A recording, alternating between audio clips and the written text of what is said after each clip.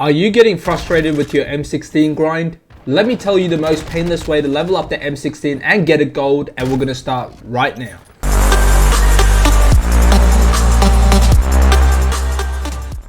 Hey guys, Oli Godspeed here, and today I want to give you a secret that no one else has brought up when leveling up and getting your M16 gold. So if you're new here and enjoy the content, make sure you hit that like button and consider subscribing for more. The M16 was the fastest gun that I got to gold by doing this particular method, and I wanted to share that with you guys today. But before I get into that, I want to explain the why behind it. Now, M16 is arguably the worst gun in Modern Warfare 2, but what makes it so bad?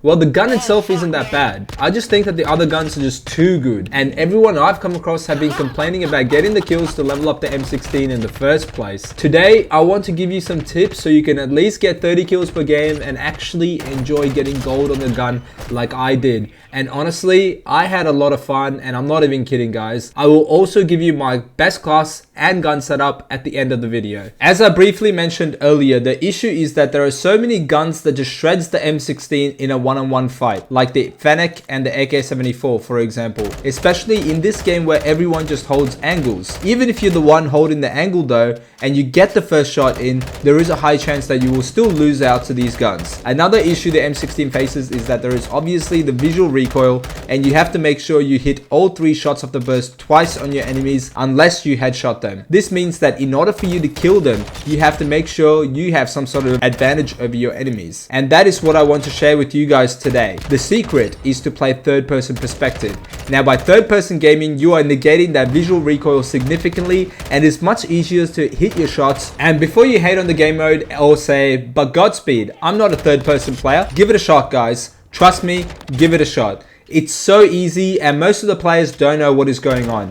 Now, personally, I'm not a third-person gamer myself, and if I can play well, so can you. Yes, I've played the occasional third-person story modes in the past with games like Ghost Recon Advanced Warfighter, Splinter Cell, and Assassin's Creed, but I barely have any experience playing third-person multiplayer games. The reason why this game mode is so good for guns like the M16 especially is because you can have the jump on your enemies. It's not an unfair fight for the M16 anymore because you are tipping that balance. It goes from a one-on-one fight where you will most likely lose in first person to an unfair fight to your advantage where you will third person peek, pre-fire around the corners, and get that peeker's advantage. Your opponents won't even see you or get time to react. In order to get the M16 gold, you need to get double kills, crouch kills, mounted kills, and get 3 kills without dying 10 times. Since this game mode is a mosh pit, if you do get TDM, I suggest you back out and play objective modes. Since you are going for camos, don't focus on the objective too much, but use it as bait. Hardpoint and domination is probably the best, especially when the objective points are out in the open. You can third person peek and then do a crouch mounted kill. If it's hardpoint,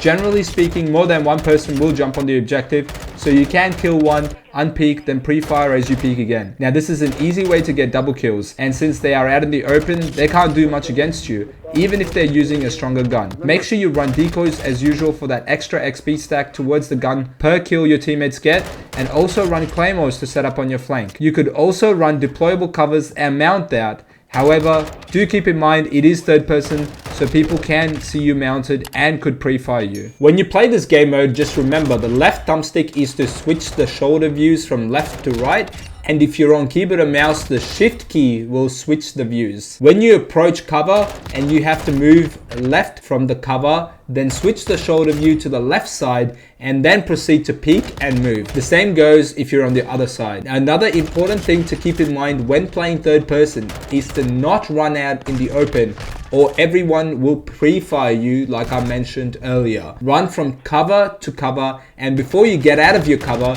make sure you scan the area and no one is nearby, and switch your shoulder views accordingly and then peek and move. Honestly guys, if you follow this method, I know it sounds ratty, but this is how you play third person perspective, and you have to tip the scales towards your advantage somehow, and this is the best way that I've come across to level up this gun and get a gold quite easily.